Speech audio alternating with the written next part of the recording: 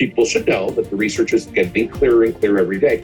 1 in 3 people who used marijuana in the last year will be addicted. We are wittingly or unwittingly creating these massive companies. Big Tobacco's invested billions. We have no history of regulating these items as well. I think we're going to have to learn the hard way like we did tobacco. And it may not be illegal again, but there's going to be a cultural renaissance at some point. It works for chronic pain and it works for PTSD. Should we just tell those people you don't have access to the most effective medicine? It's way better than benzos and opiates, which is currently what the VA is prescribing. Both of those are far more addictive than cannabis. Withdrawal from benzos can actually, if not done in a medical environment, can actually kill you. If it's medicine, which I do believe it is, it should be treated as such. This is a very strong industry who relies on profit and heavy use. That's how they make their money. They don't want to acknowledge the war. You do, and I love you for it, but they don't. And they're sadly holding the key to this. I have lots of problems with lots of industry. That doesn't mean I think their products should be banned.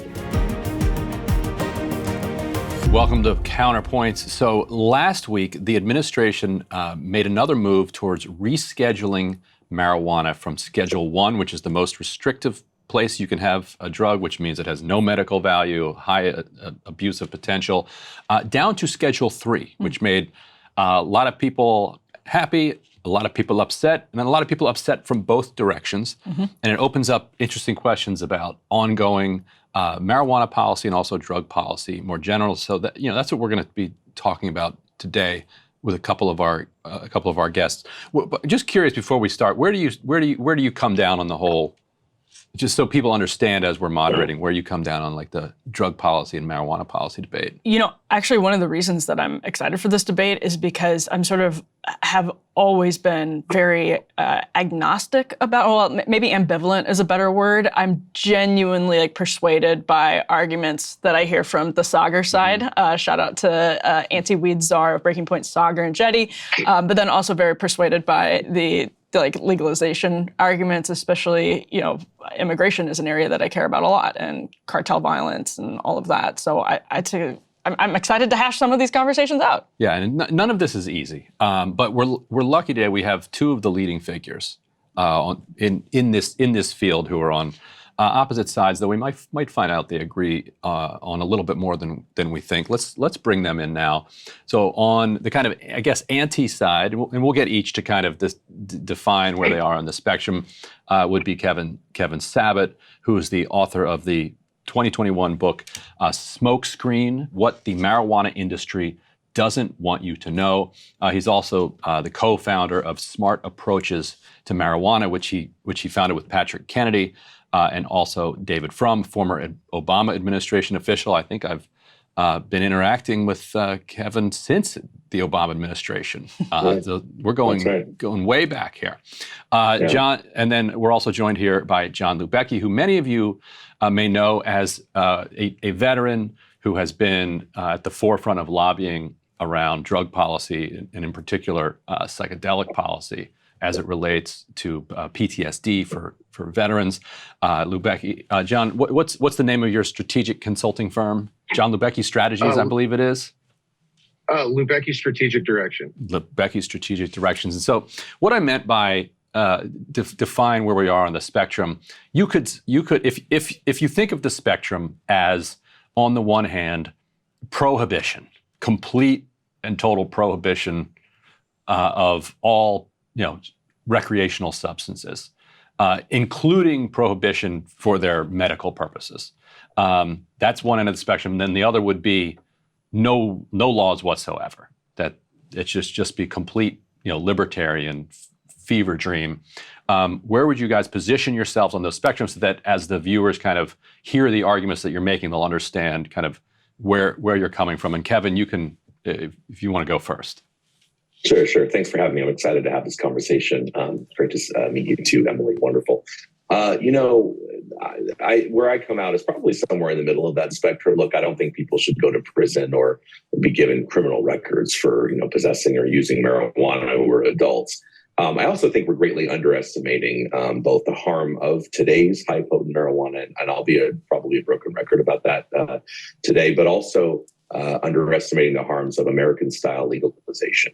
We have never legalized something for the force of public health or public good in a way that is regulated in any kind of way that advances public health over private profit. And what we see right now with legalization is the unveiling of really a new big tobacco, something that, if you're under 35, you probably don't even know what that is. But what it was 100 years of lies and deceit by the most powerful industry in the country that owned every politician on both sides of the aisle.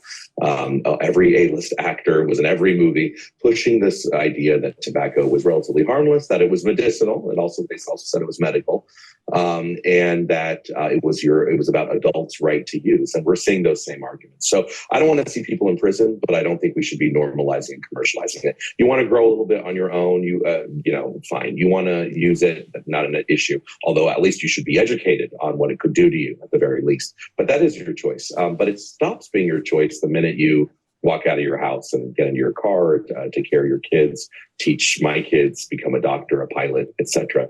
Those things, of course, affect others. So I think it's somewhere in the middle. But I do think that our current kind of societal shift towards acceptance is a mistake. And I think it's one we'll come to regret, just like we do how we felt about tobacco in 1955.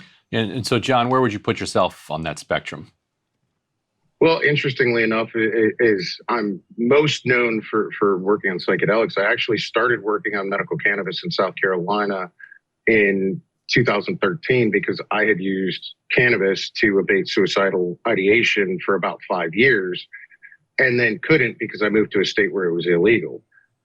So I've been working on cannabis for well over a decade now.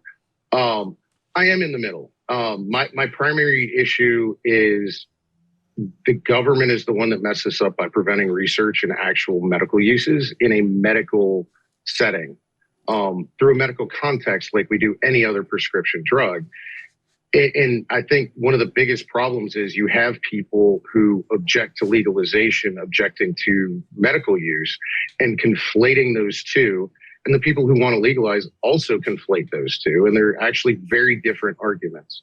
Whether somebody needs this for a genuine and proven medical need versus, hey, I want to go to a Fish concert and smoke a joint are two very, very different things.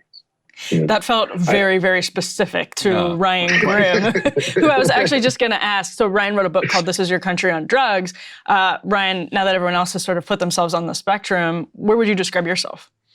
I mean, and I write in the book toward the end of it that if you don't take regulation seriously, and if it's just a complete free-for-all, that the history of American drug policy shows that it is not a one-directional thing, that it's a pendulum that swings back and forth, and that if drug policy reform advocates are not careful, the pendulum will swing right back, and you'll get a reaction and a blowback. And so in the pursuit of that, I think people have to be more careful. And we talked on the show Wednesday about Portland, and Portland just had its progressive DA thrown out in this election. We can talk about that later in the election, but later in this show. But let's start with the rescheduling. I would actually argue that Schedule 3, which it was moved to, is still too restrictive for marijuana. But Kevin, let's start with you. So the DEA. And you actually, I think, had a scoop on this, that the head of the DEA did not actually sign off on moving marijuana from Schedule 1 down to Schedule 3, that the Department of Justice and the administration did it without her signature, which is their prerogative. They can do it, but it's suggestive of a schism within the administration over this question. So tell us a little bit about what you know about how that unfolded and also where you stand on this move from Schedule 1 to Schedule 3, and what does that mean? What does that mean to people who don't follow the details here?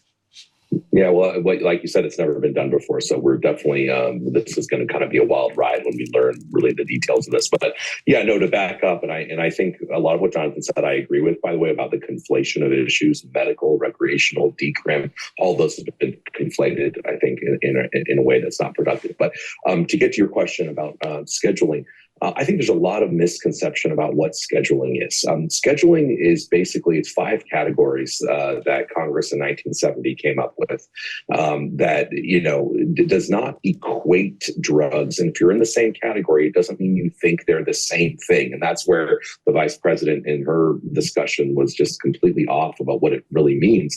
I think of scheduling kind of like a snack aisle of the grocery store. You might have aisle 3 might be called snacks, but you might have banana chips, beef jerky, Oreos, and fruit slices. They're all snacks, right? They fall under the criteria of snacks, but they're not the same. So it's not, we don't treat bananas like we do, Ruffles potato chips. And that's what's often said. Oh, heroin is Schedule 1 and marijuana is 2. That means that we're thinking they're the same thing. We don't treat them the same. Actually, marijuana is different by statute, even regardless of schedule, which very few people even know. It has nothing to do with penalties.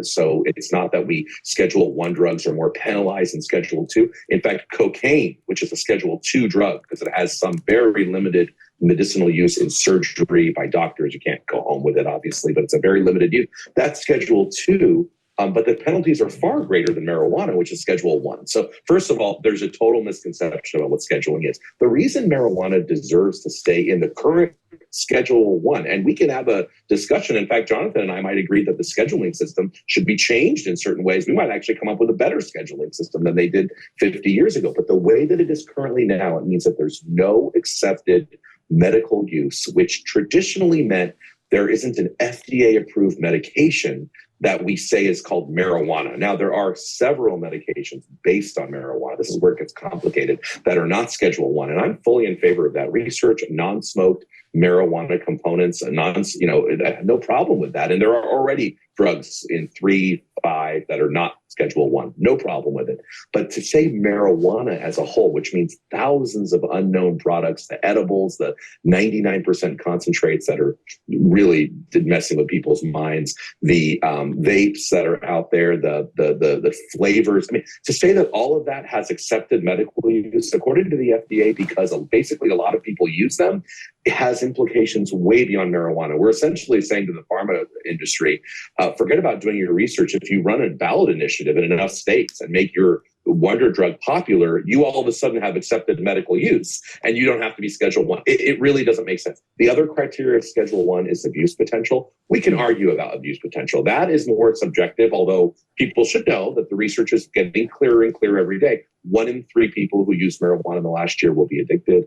There's a lot of, but we can have an argument. Jonathan and I can go back and forth on abuse potential as a word, but the medicinal part of this, which is one of the 2 criteria, it just doesn't meet anything other than Schedule 1. So this was done, I should say, I hate to say this, but it was done for a political purpose. This was done to try and get young voters. And it was clear in the discussion of the press secretary about how this was a campaign promise. This was discussed. This is not supposed to be a campaign issue. This is not supposed to be a political issue. This is supposed to be an issue that scientists in the government, who, by the way, rejected rescheduling in the Obama administration in 2016, when it would have been very easy to do it on his way out the door.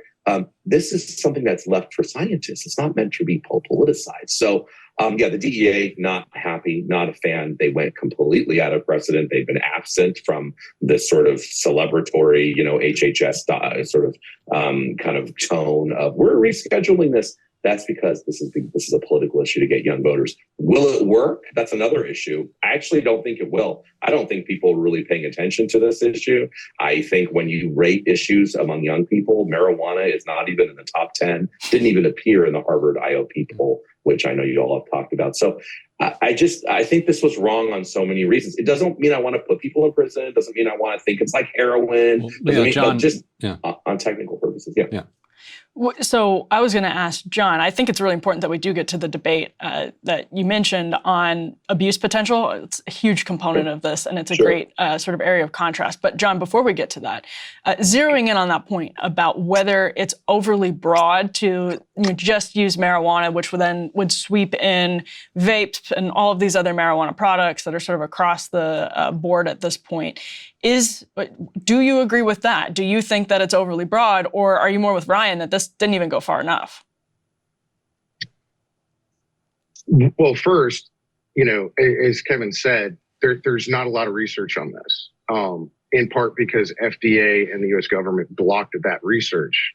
Part of the reason why, for example, MDMA and psilocybin will likely be FDA approved far before cannabis is because they were allowed to actually do the research. And when the government's the one blocking the research, a lot of there has been an extensive amount of research done at state universities and within states that do show a lot of safety, that do show efficacy for certain things. I don't agree that cannabis is some cure-all that cures everything from cancer to the common cold. But, and I also agree, if we're talking medicine, smoking is off the table. You don't smoke medicine, plain and simple. As far as edibles and vapes and things like that, I actually think there should be a lot of different delivery methods. One of the biggest problems that decrim and legalization has brought is a complete lack of quality control. And if somebody is using this as medicine, it needs, each gummy, for example, needs to have the same dosage, which is on the label and on the bottle, especially if we're talking medicine. And if we're talking scheduling, Schedule 3 is still a medicine. And there have been FDA trials that showed safety. It did not show efficacy, in part because it was NIDA provided cannabis. I do think we should look at efficacy using different things. There's lots of people who have a problem with vaping because they have lung issues, in which case a gummy might be easier. Yeah, and Kevin, can you respond to that one, the one point there that there isn't a lot of research? So, you have argued for policies over your career that have prevented that research from happening. So it seems unfair to then say, well, we don't have enough research at this point, so we can't move. It feels like it's just prohibition kind of covered in a more sympathetic gloss, given that the population is now so much more supportive of marijuana reform. So I think there's a few big myths in this overall discussion on marijuana in the country. One of them is that there are people in prison for low-level marijuana use, and that our prisons are full of them. That's probably the biggest one.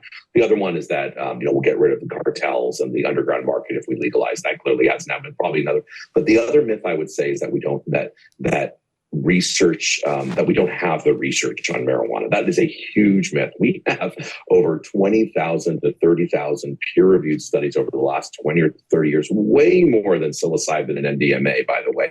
The reason psilocybin and MDMA may get FDA approval soon, and by the way, I don't oppose that because they've gone through the normal method of medication development with, by the way, far fewer research, but they've done it in a very controlled way. You could argue, there's still some issues there, and that's for another debate maybe, but they've at least followed that plan. Although some states have voted on it. We shouldn't be voting on any medicine. I don't care what it is. And I don't really buy the argument that we have to do that because the government won't do research. There always could be more research. And actually, Ryan, we've said 8 or 10 years ago, we had a plan in Congress. Some of it's already been passed, believe it or not, to increase research. I want more research. I have a PhD in this. We don't have enough research when it comes to concentrates, the 99% concentrates that are causing, 5-fold increases in psychosis.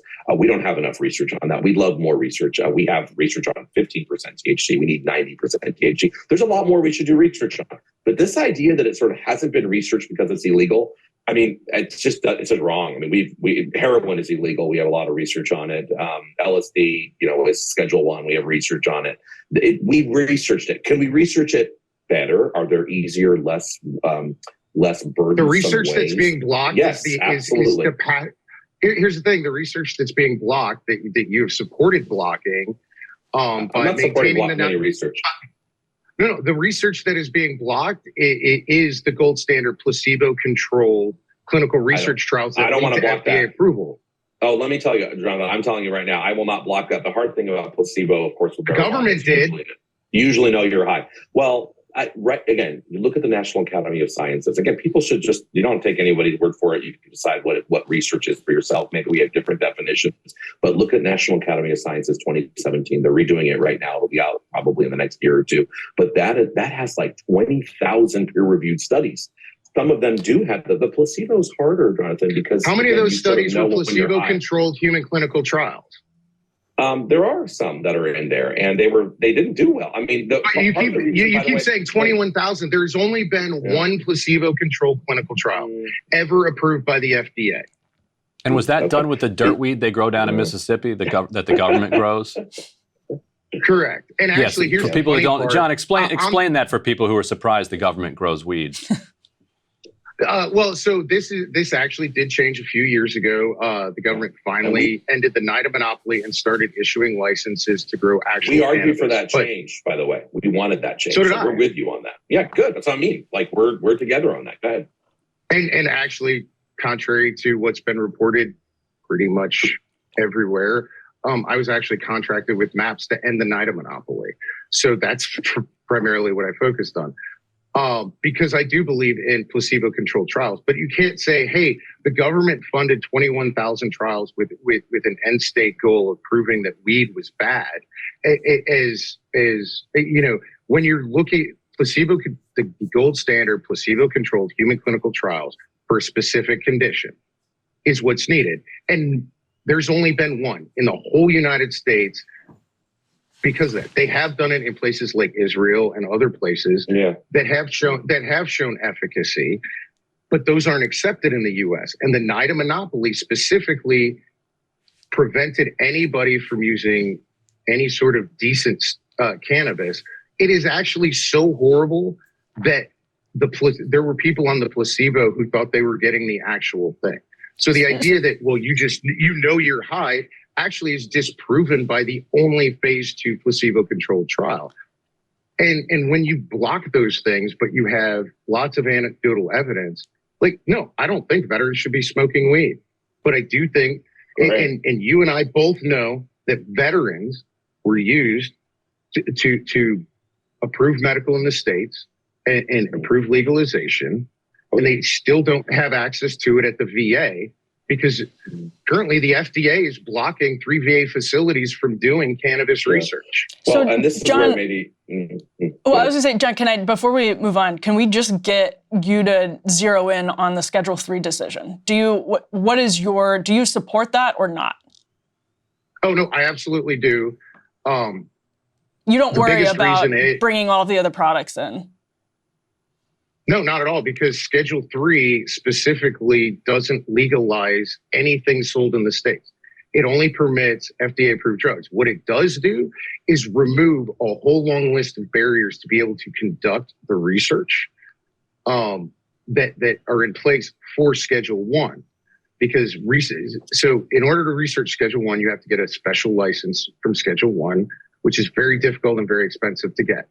You can get a Schedule 2 license, which is a little less. And then getting a license to do research with a Schedule 3 compound, you file with the DEA, it's fairly easy, it's not as expensive. So this should allow all these different things. You want your gummy to be FDA approved, you want your 90% wax or whatever approved, amazing. Put it through FDA trials, have it FDA approved, and the move to Schedule 3 makes that a lot easier because, as Kevin said, there is a ton of research. We know all the hazards. We know some of the benefits. So we don't need to do a phase 1 trial to see if people will die if they smoke marijuana. Let me just comment on that real quick. I would love nothing more than one of the things from Schedule 3 to happen. By the way, it's not a foregone conclusion. It will be Schedule 3. There's going to be lawsuits and things happening. But whatever, yeah. Let's just say it is. I would like nothing more than Jonathan to be right on the research side. And I have researcher friends that are totally anti-cannabis from a legalization perspective who want to do more research and are like, maybe this will help. I'm very skeptical, actually. And time will tell that this is going to be something that ushers in some new era of marijuana research, mainly because the major barrier for marijuana research is money. It's funding. And interestingly, pharma has been only somewhat interested. They don't really see marijuana as a profitable kind of pet medication. Some have, but GW Pharma, Jazz Pharma, I know Jonathan knows a lot about them. God knows how much money they've spent for nothing. They have a preparation approved in 50 countries. They cannot get it approved here, called Sabet. It's half CBD, half THC for certain pain. It's gone nowhere here. It's a very difficult road, but it's going to be funding more than these barriers. What we do know definitely will happen, which I should have mentioned at first with Schedule 3, is that marijuana companies get tax breaks that they didn't get before. And that is something that really repulses me. The fact that you have these big marijuana companies who can now write off advertising expenses as if they need more good advertising. They can write off other ordinary business expenses in their tax returns. Many people might not know. Are still taxed. That's actually. What do you mean? They're not allowed to write anything off. No. But wait, you can't. No. This isn't a part of. Hold on. Let me finish. This isn't a dispute. I mean, I disagree with people like who disagree with me on this on every other issue, but they acknowledge this, which is the 280E tax exception means that if you're a company dealing with a Schedule 1 or 2 drug, you cannot write off ordinary business expenses on your taxes. Because you are now Schedule 3, this is not this isn't really something to debate about. If it's Schedule 3, they can write off expenses. And for me, that worries me, because I don't want pot companies to be the big ones to be more profitable than they already are. That really worries me. You are correct. However, they can if they are manufacturing it according to federal law, and you can't just make ketamine. You can't make ketamine in your basement. Sure. No, sell it on the street and deduct it. Of course. Because So if they're not selling FDA drugs, so you're right. They're going to do it Pharma. Anyway. No. Well, then it's up to the IRS to enforce the law. They won't. Yeah, I wish they would. And it's up to DEA to enforce the law too. Marijuana has been illegal and still illegal, and they're not enforcing any law when it comes to it. So I would love for them to enforce the law. I don't think it's going to happen. This is going to usher in even bigger companies. You're right. The guy that grows a little weed and gives it to his neighbors, he's not going to deduct tax expenses. I'm talking about the huge guys that are competing in these states. But Kevin, shouldn't a business be able to write off expenses? I mean, these are now businesses. They've got storefronts, they've got employees. They're totally illegal. Legalize them first. Go through Congress and legalize them, but they can't. And so and you just destroyed your own point. You can't. Illegal companies cannot write off on their expenses on their taxes. Yeah, they're businesses that do a legal business in, say, for example, California, to pick a state. That doesn't mean that their business is federally legal. Traditional pharmaceutical companies. Yeah. You're right. They're not interested in marijuana. They make too much off opiates. Jonathan, I commend your integrity here to make that distinction, which very few people do. I'm serious. I'm not being facetious, but I can tell you these companies who are totally, as you're saying and I'm saying, are illegal companies because they're felons. Yes. I mean, they're felons. They're literally felons because they're selling under the law, yes. and a controlled substance. It doesn't matter what schedule. They're selling an illegal drug.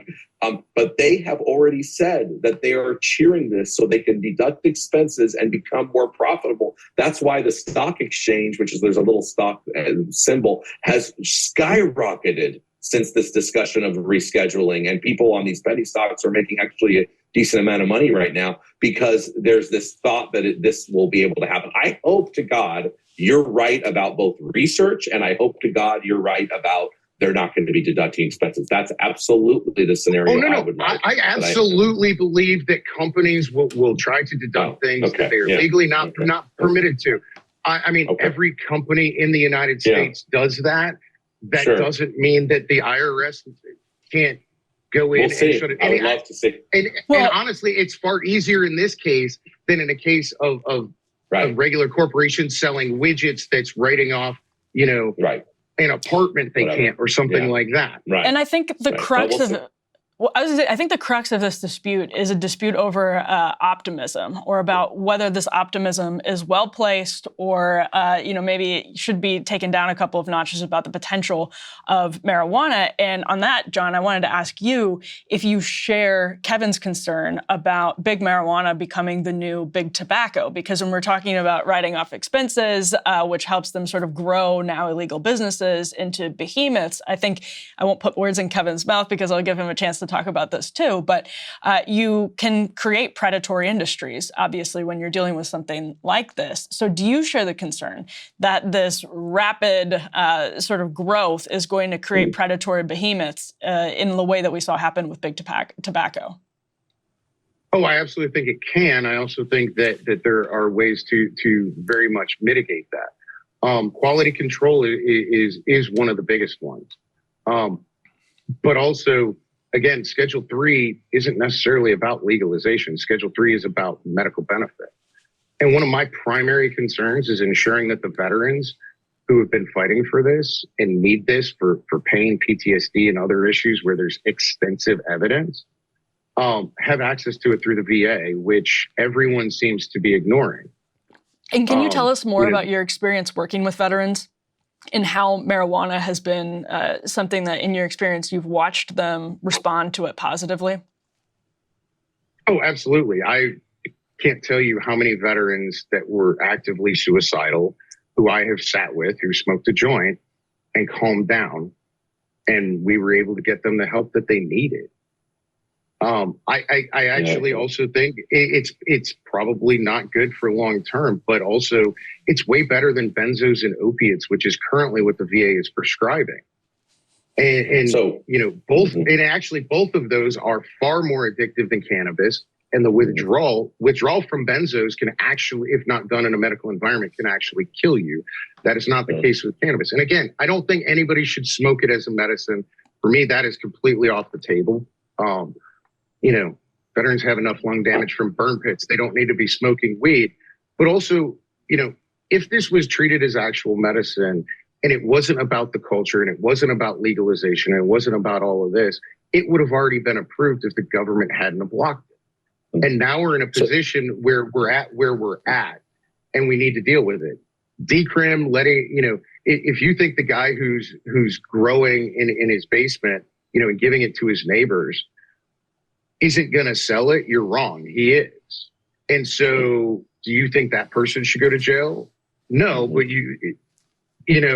this is where I would rather, because here's the thing. I'll be completely honest. I kill rosemary plants. I've tried to grow herbs and everything, and I have a complete black thumb. I could not grow marijuana if my life depended on it. So I'm going to find it from someone else. So if it's medicine, which I do believe it is, it should be treated as such. We can have a further conversation with legalization, but one of the things the tobacco industry had that big cannabis doesn't is 21,000 peer-reviewed studies that Kevin had brought up earlier, showing what some of those dangers are. One of the biggest mistakes I think in cannabis, and this is something me and Kevin will be 1,000% in agreement on, I don't think anybody should get behind the wheel of a vehicle under the influence of any substance. Marijuana, alcohol, benzos, opiates, and insistence on we can do what we want. We can smoke cannabis where we want. We can do anything is part of the problem. The concept that medical was originally pitched and implemented as, here's a card, you can now smoke as much as you want, wherever you want, whenever you want. That's not medicine. And me and Kevin will likely very much agree on that. But that doesn't mean it can't be. Just because fentanyl is highly dangerous, but it can be safely used in a medical environment. Yeah, go ahead, Kevin. I see you wanted to respond to something. Yeah, no, there's a couple things there. One thing, actually, I'm struck, again, I really, in a good way, John, that you're, acknowledging that probably marijuana in the long term is not the best thing for a veteran or somebody with PTSD to smoke marijuana in the long term. In fact, the studies that we have, and as you know, the review out of Yale and many others show that when it comes to PTSD symptoms, marijuana, because of its ability to and its connection with psychosis, schizophrenia, depression, anxiety, it exacerbates these symptoms in the medium to long term. It doesn't mean that in the short term, someone might not feel better at that time while they're high, at that moment that you're sitting down with them smoking a joint.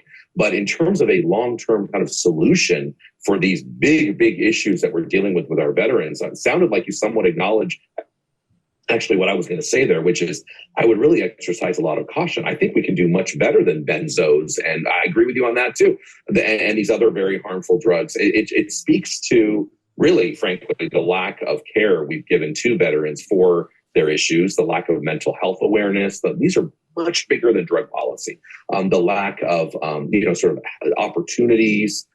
There's so many very, very big issues there. And I actually commend you for not, because, most of the time when I'm doing these debates, these discussions, the marijuana enthusiasts, they are bringing every kind of sympathetic person as their spokesperson to say, this is why this is the wonder drug of the world and we need this, whether it's someone with cancer, fourth stage, whether it's a veteran, whatever.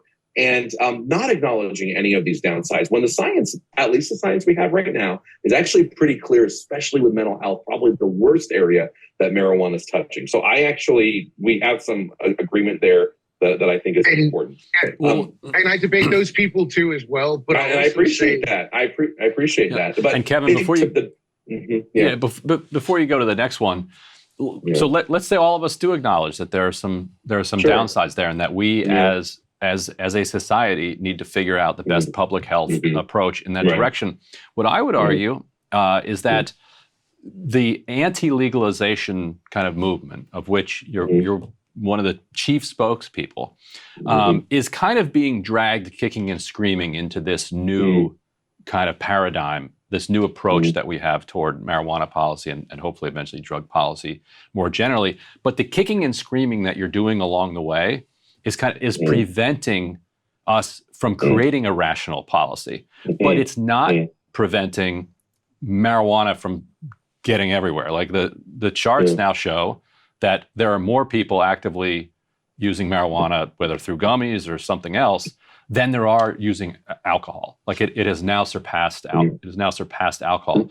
Heavy use. Yet we're not heavy. Right. Yet we're not exactly. Yet we're not able to then have a rational policy where Congress gets involved and where the states can then legislate policy, because you've got all of these kind of choke points, and you guys kind of have your hands around those choke points. So wouldn't letting those go and then just saying, look, okay, we surrender, we give up, like this is where it's heading. Now let's figure out how to handle this from a public health perspective. Wouldn't that be a better way to handle it? And you're channeling the late, great, our friend and mentor, Mark Kleiman, in that, which is basically, which we have a lot of discussions on, where he, basically said, listen, I don't like that this is happening. It's becoming big marijuana, but, it is. And so we got to get at the table and prevent this from being a lot worse. I think you can walk and chew gum at the same time. I think on the one hand, we've been successful in preventing federal legalization, which I think has stopped the growth. This business is not a very profitable business right now, unless you're one of the bigger guys. But it really is actually it's a total failure as a business generally. I mean, look at New York State. There's so many problems. The underground market, which we haven't talked about, is thriving. I mean, the drug selling is thriving, illegal marijuana sales. So on the one hand, I think we've been successful in that. I think that anything to delay that, actually, I do think saves lives. I do think that's a good thing. On the other hand, your point is well taken that, if we're just not effective and we're kicking and screaming and being dragged to the other side that we don't like, then we're just so weak when we get to the other side. We're not able to even get up and sit at the table. We're just basically limp and dead. And so we're not going to influence some of these regulations. I will tell you, this isn't something we publicize a lot, but we have worked very hard in states that have legalized marijuana, knowing they're not going to repeal it tomorrow, that to try and get these regulators to say, all right, let's sit at the table. Let's have a regulation on the gummies. Let's have a regulation on kid-friendly products. Let's look at advertising. I mean, unfortunately, the Supreme Court has said commercial speech is free speech. So very difficult to prevent advertising, but maybe there's some things we can do. Let's look at THC limits. Do we really need 70% shatter? Is that really something that we need, or can we limit it? All of these things. And it has been almost come to basically nothing because of how powerful this industry already is. And I don't think if we got there on day one, which many people were on day one in Colorado, a lot of our colleagues were sitting at the table with Hickenlooper, who was against legalization at the time, trying to craft something new. They're completely outspent and outgunned by this industry. So I think it's going to take a national reckoning like we had with tobacco. It took us 80 years to get there, unfortunately, a lot of people and destroyed families. But I do think that if things are going to get worse before they get better. And just because it might be practical, because you might be able to get a regulation in if you sort of give up on all these other things, I think it's better to stick with principle and the truth and the science and try and help as many people as you can now. And the country, I think, is going to come around on this. I'm not saying they're going to say we should lock people up. I don't think we should. But I think they're going to come around on this super over enthusiasm that more people smoking weed and being high all day is good for our society. I don't think that's going to last forever. So I think it's very different. But also, let's get to that. Go ahead, John. That's a bit disingenuous, because this concept that if you use cannabis, you're a stoner who's high all day. I'm not saying everybody is. Yeah, I'm not saying everybody is. And there's also people who are drunk all day. I actually use tobacco. I'm a smoker. And one, you can still legally buy cigarettes. I completely agree. There should be, age restrictions and things like this. And targeting children is bad for whether it's alcohol, tobacco, cannabis. Nobody's saying ban the tobacco and you can smoke cigarettes if you can grow it in your backyard. And everybody. Kevin, would you the ban risks. tobacco? Well, look, I'll take that deal any day, John, but that deal means that society has to treat marijuana and think about marijuana like they do tobacco, which would be a 180-degree turn. So if we can press a button and you want to buy a marijuana cigarette pack, but everyone knows marijuana is harmful, deadly, not good for you, kids don't like it, people knows it smells bad, you can't do it in most places, I'll take that deal. The reality is that's not where we are, but I wouldn't ban tobacco. Well, tobacco actually is something that I do. Wait, tobacco. Let me answer the question. Tobacco banning, I actually look at New Zealand and other countries that sort of do this phase out of tobacco over time. I think something like that actually does make sense. In terms of alcohol, I wouldn't ban alcohol. And you're saying, well, wait a minute, that is like, you are totally contradictory. No, I'm not. The reason you can't ban alcohol, I would turn off alcohol if you had a switch. Absolutely, because it's the most damaging drug. It's the number one reason people are incarcerated. It's the number one reason for domestic violence. I mean, if you could flip a switch and reverse 4,000 years of history, I would do that. And I'm a killjoy, I guess, but I would do that. But I'm not in favor of alcohol prohibition right now. Why? Because way too many people are using it on a regular basis. And it is totally ingrained in our culture in terms of widespread accepted use for the last 4,000 years. Yes, marijuana has been used for thousands of years, but not by the vast majority of Western civilization. It is nowhere near the cultural importance of alcohol. I mean, you cannot argue about that at all. There are also some physiological differences with alcohol and THC. Alcohol in and out of your system in 24 hours. It's that kind of thing. I don't want to debate that right now, but there's a cultural reason you can't ban alcohol. It's not because alcohol is good for you. It's because alcohol is sadly totally here, and it's been here for 4,000 years in every household almost in America. And let's get to this. Banning cannabis hasn't worked because everybody keeps smoking it. It's part of our culture, whether we like it or not. It's part of a culture, John, but there's a reason it's counterculture. There's a reason, I went to Berkeley. I'm not sure it's counterculture anymore. I don't know that it is. Well, I don't know if it is more mainstream. It's definitely becoming more mainstream for sure. I'm going to tell you. Yeah. Mainstream, lots of Republicans, tons of people smoke weed. The counterculture is the one that makes their whole life about weed. And that's kind of the difference, because that's the people that difference between your Ryan Grimms. And I don't care if you're an adult smoking a joint in the privacy of your own home and it's not your complete identity and you don't think everyone should be high all the time or whatever. That's not my beef. My beef is the fact that we are wittingly or unwittingly creating these massive companies. Big Tobacco's invested billions. We have no history of regulating these items well. The only reason we do tobacco well now is because we were dragged kicking and screaming for almost a century to acknowledge the harms. We, by the way, knew about tobacco's harms in the 20s in Germany and Europe. They knew about it. So the issue is, it's like, I guess we're going to have to learn the hard way. I think we're going to have to learn the hard way like we did tobacco. And it may not be illegal again, but there's going to be a cultural renaissance at some point. So what I'm hearing from both of you. No, John, go ahead. Quick response. No, and I do commend you for calling attention to the harms, like, driving while intoxicated, under the influence of cannabis, lung damage, etc. That is good. I agree with you. Now, cigarettes, everybody knows they're bad for you. Lots of people still smoke. Sure. So how did everybody go from, oh my God, cigarettes are amazing, to, wow, these are really bad? It's using facts and PR campaigns and people like you talking about it. So if you want to change the culture and have people have access, but also understand the harms, I mean, keep doing what you're doing. You should be. I think Like, I don't have a problem if this stuff's sold with warnings, like tobacco and other things. Yeah, we need warning labels. That the industry has fought warning labels in every state we've introduced it, and that's what gets the practical reality is this is a very strong industry who relies on profit and heavy use.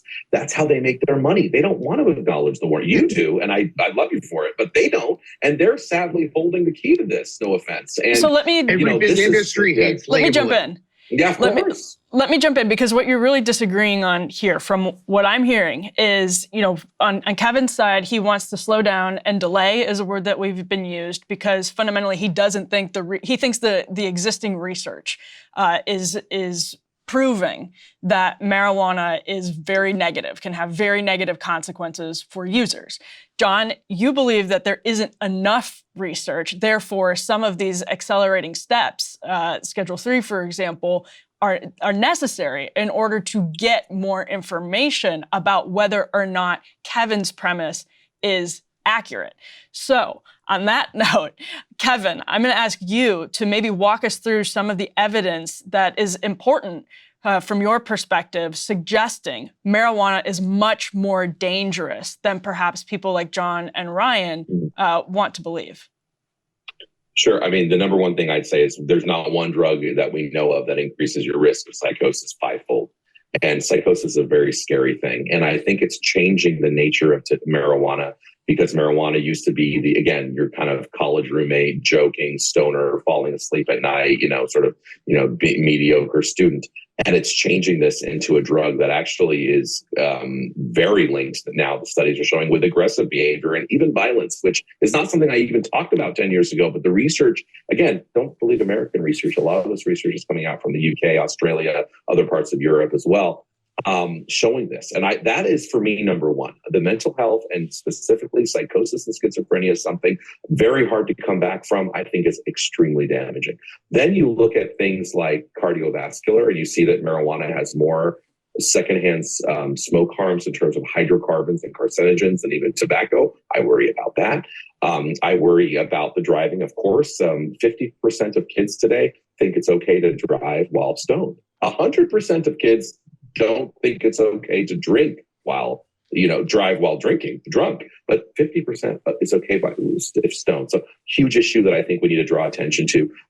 But I just think that these are harms that are acknowledged in the halls of academic, health associations all over the world, but they're completely negated by the power of popular culture, by the power of, listen, I understand there are plenty of people who use marijuana and they're fine, but I would liken them to the people that drive over the speed limit and they're fine. I mean, there's a lot of people that drive over the speed limit that have never had a car crash.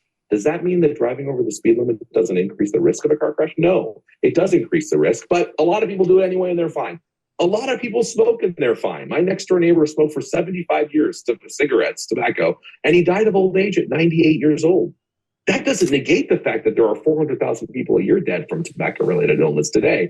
So you can believe both things, but I think we've just taken anecdote. A lot of what the baby boomers experienced was marijuana that was 3% THC. Nothing bad happened to them. So they're transferring their own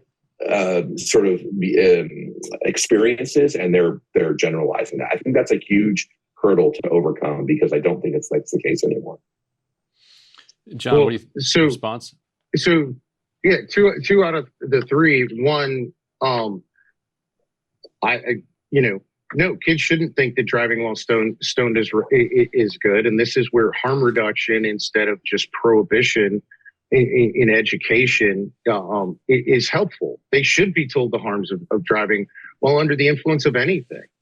And as far as smoking, yeah, you're right. Smoking is horrible for your lungs. And if they wanted to ban smoked cannabis for that reason, I really don't have an issue with it. Well, now hold on a second. Then what? You lock people up for it? No. I agree that smoking is bad for your lungs, but prison's pretty bad too. No. What I'm more saying is, if we want to prohibit the big corporations from selling it because it is bad for the lungs, that's a discussion we can have. I think the psychosis, you're right. people with schizophrenia should not use drugs, various compounds, without supervision. But we also prescribe Adderall, which has caused extensive psychosis and psychotic breaks.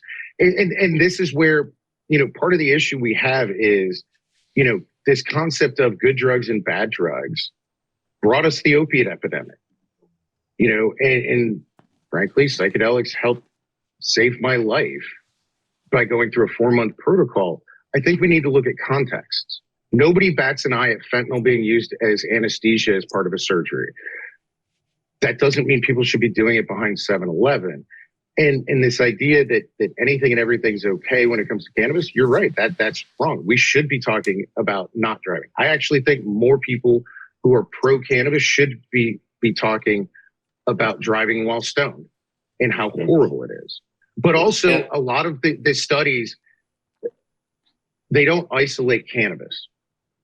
On the violence, how many other compounds were involved? Like I was reading an article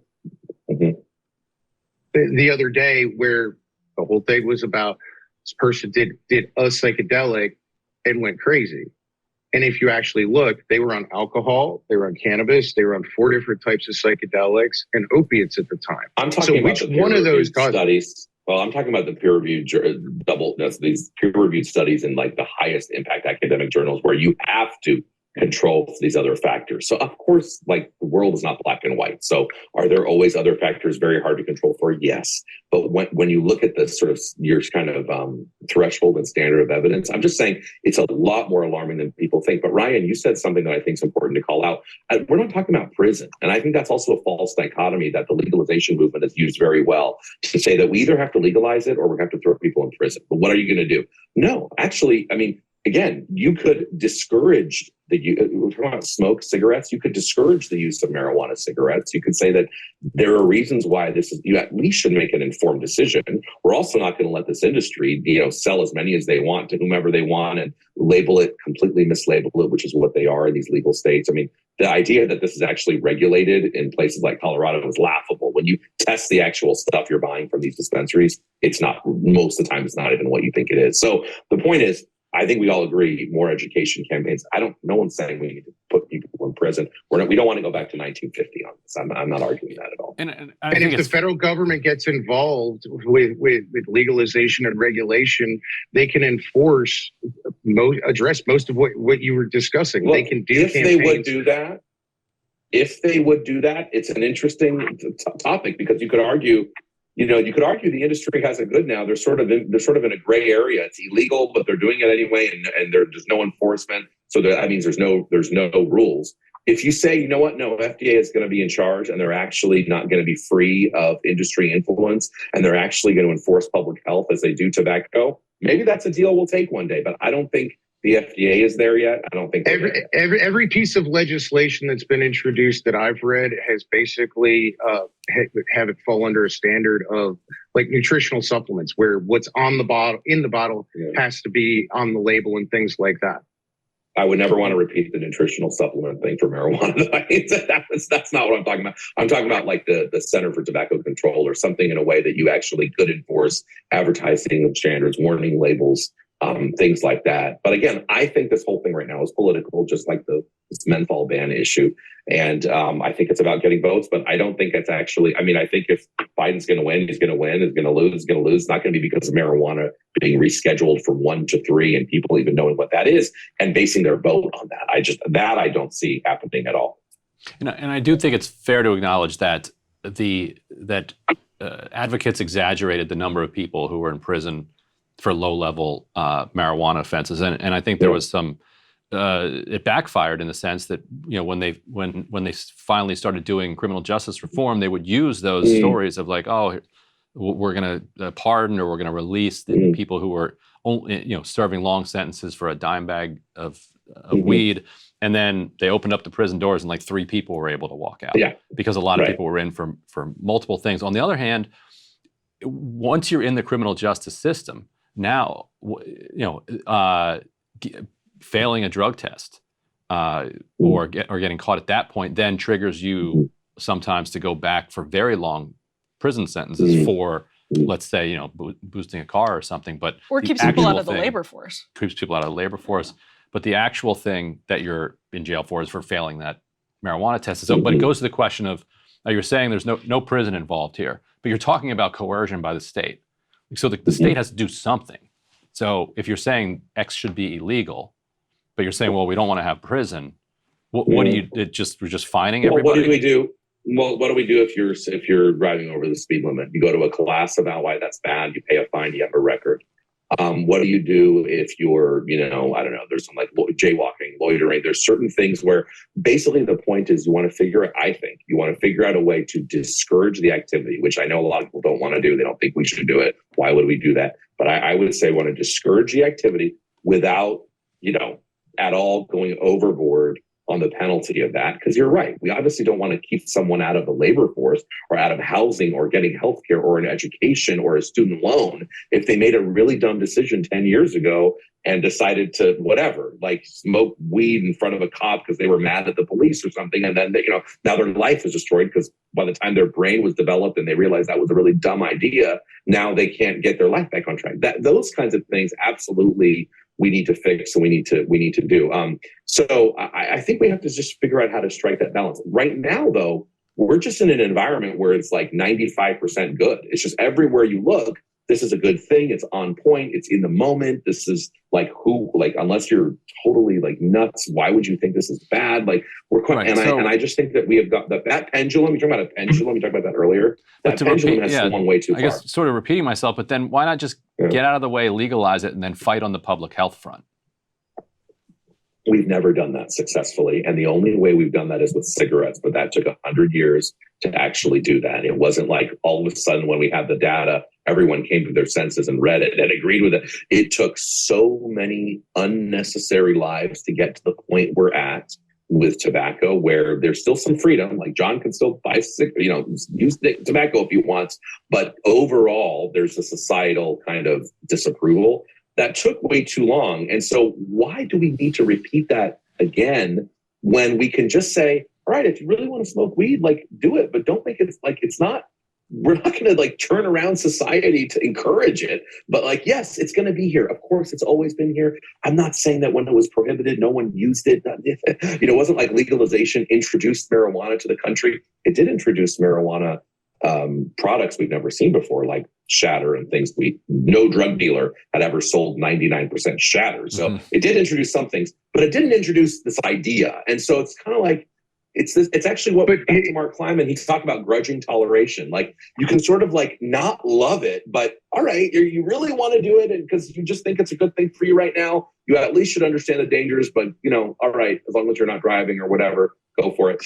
But it's very different than like the billboards on the 5 freeway in LA or a governor of New York saying, please come to our marijuana shops so we can make tax revenue. By the way, the tax revenue has been pennies in every state. But it's like we're encouraging this either by the state or by private industry. And I just don't think that ever ends well from a public health perspective. I want to. Well, let me ask you that. Yeah, go ahead. Let me ask you this, because you mentioned it should be treated like speeding. Where you go to a class and you pay a fine and your insurance goes up. So what happens to the people who can't afford those things? What do they go to jail? Those are larger issues with that. So thankfully, marijuana is not the only area where we would find people. And those are issues that absolutely we need to look at. I mean, no, I don't think they would go to jail. What would they do? I don't know. We'd have to think of that. I don't have those answers right now, but I don't think that's necessarily an answer. I don't think that's exclusive to marijuana. There's an issue of fines and things for a lot of other things that we do. So we have to look at best practices and try. And if you don't pay the fines, you go to jail. So what you're saying is, if you have the money to be able to do it, you can, and if you don't, you go to jail. No, I'm not saying that. So I'm not saying you go to jail. So maybe that happens in some other instances. That's not my proposal. I think there are maybe other things you could do to discourage. That happens in the example that you actually used. But with speeding, if you're parking tickets, it sometimes does. But I'm saying I'm not saying that should be the exact blueprint. I'm saying as a general principle, we discourage speeding with speed limits. We don't usually put people in prison for that offense. You're saying if they don't, do the first 2 things you want them to do, then they end up going to prison. Maybe we can think of something better.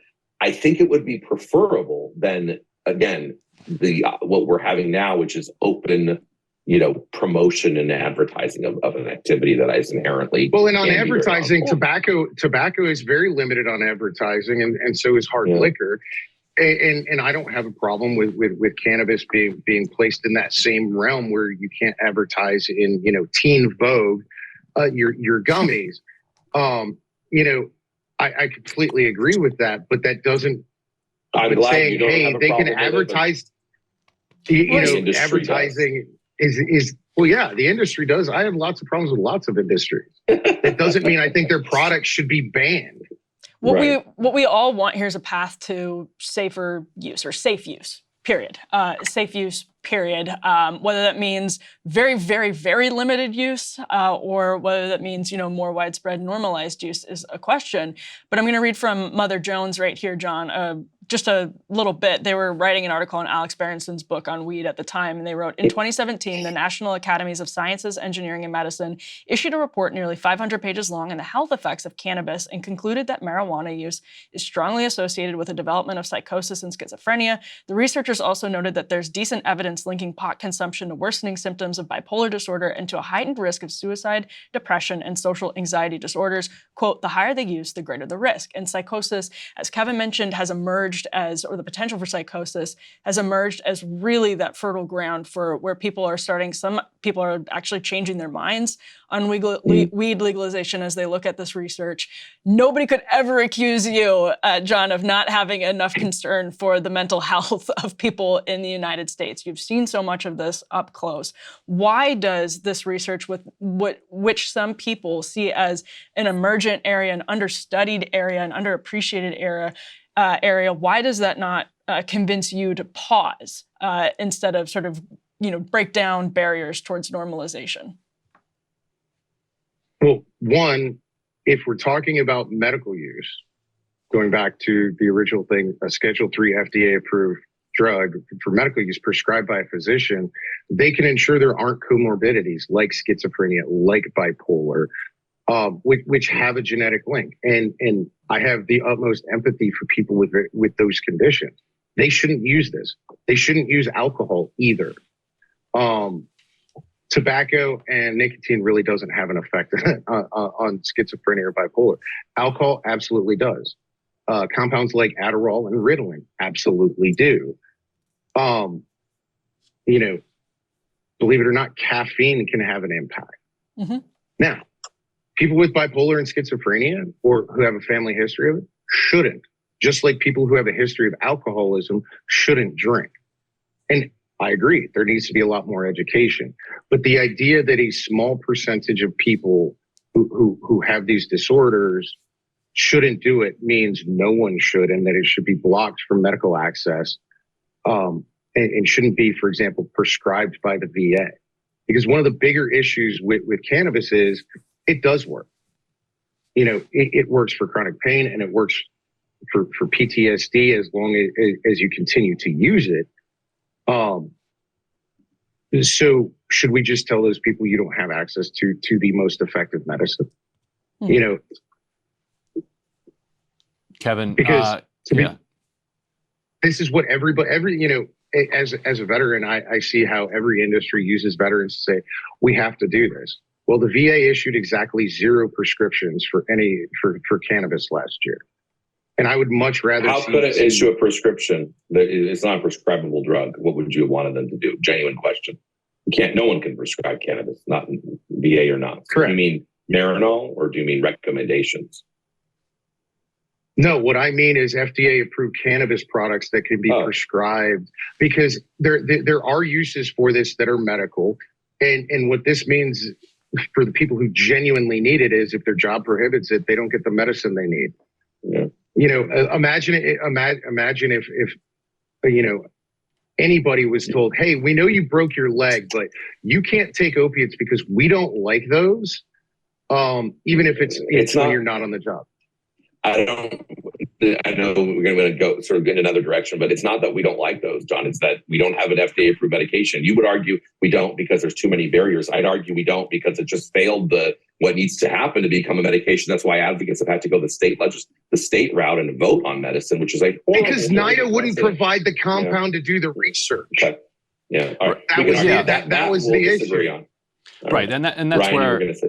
yeah. Going back to my point earlier, Oh, sorry. the opponents have stood in the way of reform at every different level, whether it's federal, state, or local. So, but then to complain that you couldn't move on the federal level, so you moved down to the state level and you relied on voters because it is something that voters wanted is to me disingenuous because they were forced to go to the state level. I think advocates of reform would just be delighted to work collaboratively with Congress and introduce rational legislation that took into account public health concerns, but that is blocked, and it's also blocked by a very politicized DEA. And I know we got to wrap soon, but I'll just tell one story. People might know I was back in 2004 and 5. I was a state level lobbyist for this organization called Marijuana Policy Project, and one of the states where I was responsible for was Illinois, and we were pushing a medical marijuana legislation. It was my job to kind of push this bill through the legislature. We get a hearing either in the House or the Senate, State House, State Senate. I don't remember. I think it was the Senate. And we've got you got the cancer patients lined up. You got the experts lined up. There's some cop is going to show up, and they're going to argue it out before these legislators, and then all of a sudden, the guy who's on the ground for us is like, "There's a convoy on its way here. They're shutting down the streets," and the drug czar himself was like coming in, from the Bush administration as a surprise guest to then who then whipped up this lobbying campaign against us. So. On the one hand, complaining that medicine is being politicized. On the other hand, we've constructed this entire federal bureaucracy, which then does active lobbying of the government, like the government lobbying itself, the government lobbying other governments, to me felt extremely undemocratic. So then to look at that and say, well, we don't like the approach, because then you have to go to referenda. You put it on the ballot and you go directly to the voters and you tell the drug czar, well, okay, you can go ahead and campaign against it. But you're not going to be able to break arms in Springfield to stop this bill from moving through Illinois. Now it's going to go to the voters. So, and then to say, well, it's not fair that we're making this a popular issue rather than letting scientists deal with it. That the scientists were not taking the lead in the past either. Well, a couple of things. Number one, that doesn't happen anymore. That was a relic of 2004. We haven't had a drug czar involved in this in a very long time. That's true. The drug czar of the Obama administration was like an ally in this fight on the drug policy reform. So yes, it depends which one. I mean, I worked for the first one, and he said that legalization is not in the president's vocabulary. I guess President Obama was not in favor of legalization. He talked very openly. Yeah, he did back end. But he did one thing. I just think it's important for people to remember that it was President Obama who talked about big industry. He went to Jamaica. When he went to that trip, someone asked him about, well, what about marijuana in Jamaica? And he talked about be careful of big industry. He, in a sit-down interview, said, what's next? Marijuana first. What about other drugs? If you think it's better to regulate them, what about crack? What about heroin? I mean, those are very good points. We kind of forget those were made. But I will say, the DEA, in terms of the current DEA and what they're doing, they're simply going, the FDA created an entirely new test to determine marijuana should be Schedule 3. This was a botched job from the beginning. They were trying to fit a square peg in a round hole. They had to do something on reform. They had clear direction from the White House to do this. And I think they had that direction, not because Biden is pro-marijuana, but probably because advisors said, listen, we know you're never going to come out for legalization fully, by Mr. President, but let's have this compromise where basically we can kind of, in some ways, people can be sort of tricked into thinking it's sort of a legalization type thing, even though it really isn't. And that way we're sort of covering both bases. I actually think in doing that, they're pissing everybody off, except for maybe this industry, but they pissed off the legalizers who said, wait a minute, this is not even anything close to legalization.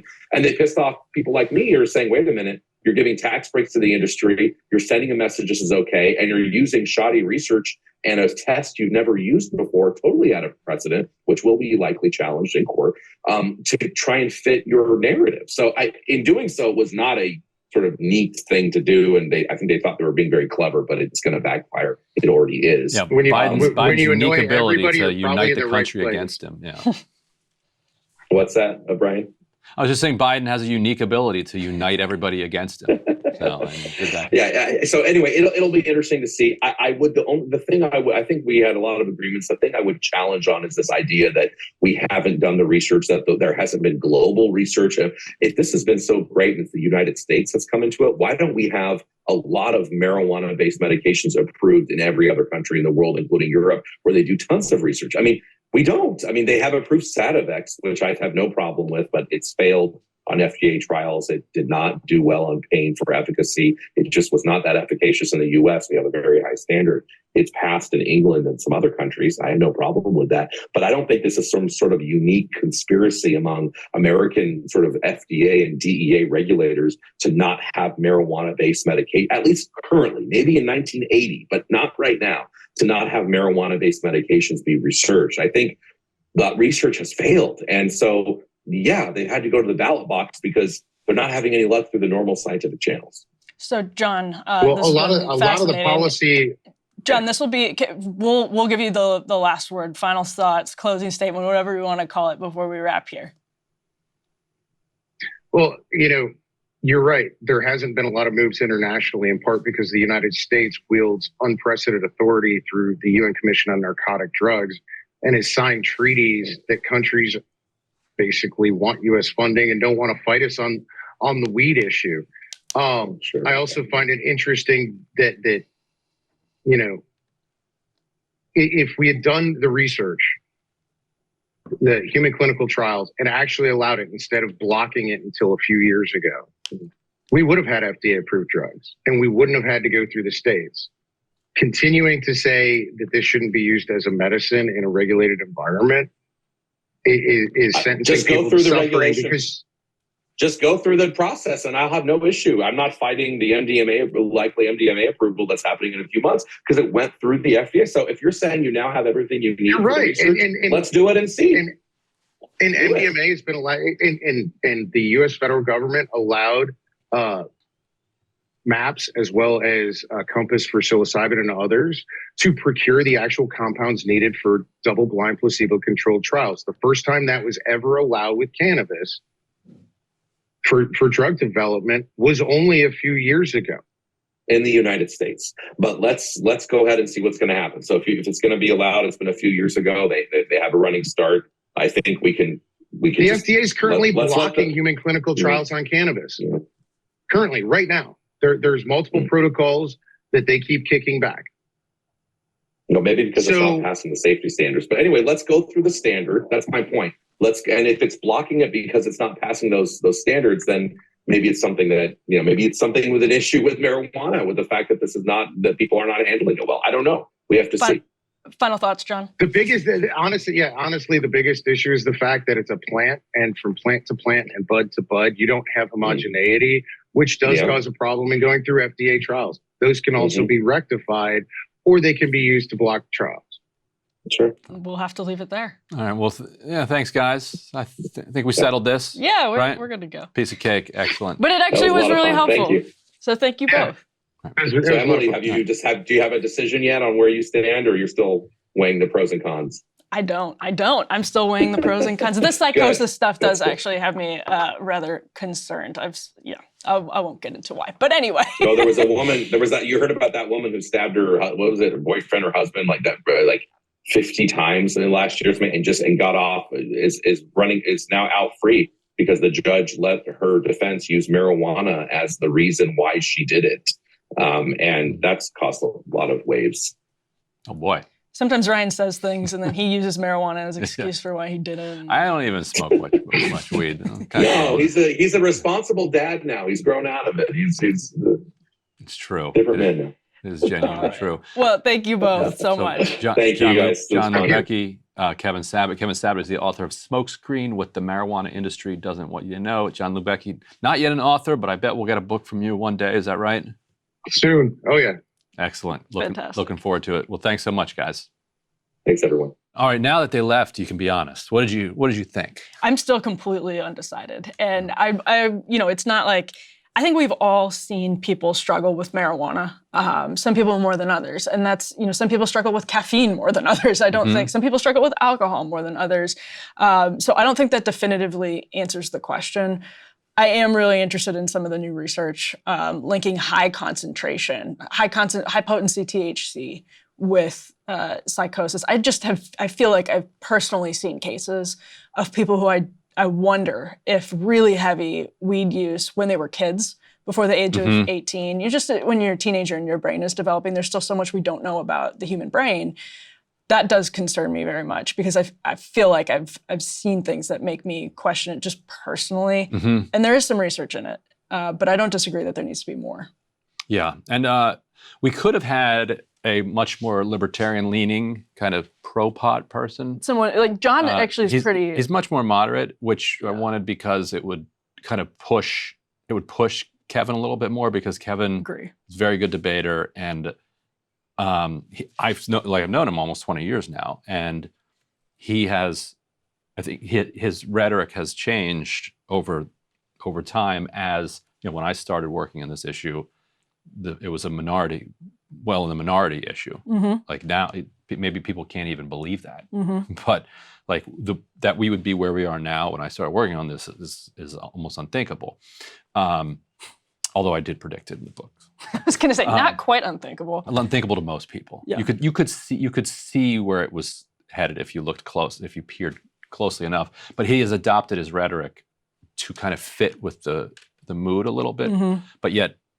But he still really wants it banned. You and John called him out on that too. For the most part. So you're blocking the research. You've supported blocking the research. Right. I think if he really wants a better outcome with fewer tiers, then getting the boot off the neck of the regulatory and legislative apparatus would allow then for a public health approach to blossom and give that a shot. Like we were talking about earlier in Portland, like they tried to go forward with some type of decrim, but then didn't put in place anything to take its place. Right. So it was just chaos. And now the voters are like, forget that. That's increasingly where I'm landing on this, is that, and they both kind of were openly concerned, as I'm sure you are too, about predatory industry, which our country is so oligarchical now that cronyism rampant, and it makes it actually hard to sort of piece fact from fiction, because there's so much lobbying in different spaces. So the FDA saying one thing might actually not mean much. Yeah. And I mean, it just actually, we live in a country right now where it's so hard to get to the bottom of some of these questions, because there's so much money influencing it. There's so much money influencing the way certain policies are then implemented. So even if you're experimenting in the great laboratories of democracy, you end up with results that's like, I don't know what to take from this. Genuinely don't know what to take from this, because implementing it there were hurdles along the way because of the system, mucking it up with cronyism.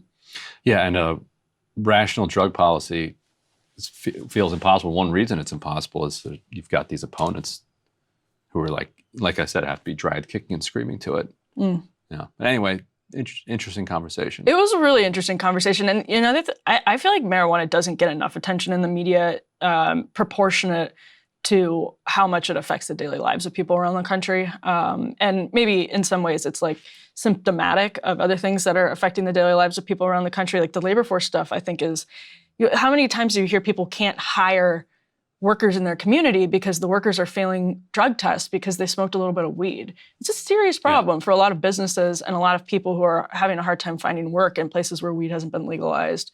So it's a really, really big issue, and I don't think it gets enough attention. I don't think there are enough debates like that.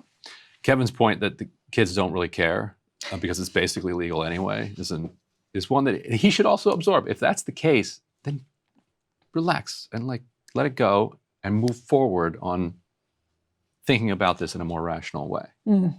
Yeah, and if that's the case, then you end up with what was happening during Prohibition. And obviously we could have had a whole debate about the shadow industry and what that is, if that's actually even beneficial to Kevin's goal of keeping it out of most people's hands. So. All right, well, that does it for Counterpoints. If you watch this on regular YouTube with like 8 different ad breaks, that's because you're not a premium subscriber. You should go to breakingpoints.com. Get it there. You'll then get every show every morning emailed to you. This one comes out Thursday evening or Friday morning for non-subscribers. That's right, breakingpoints.com.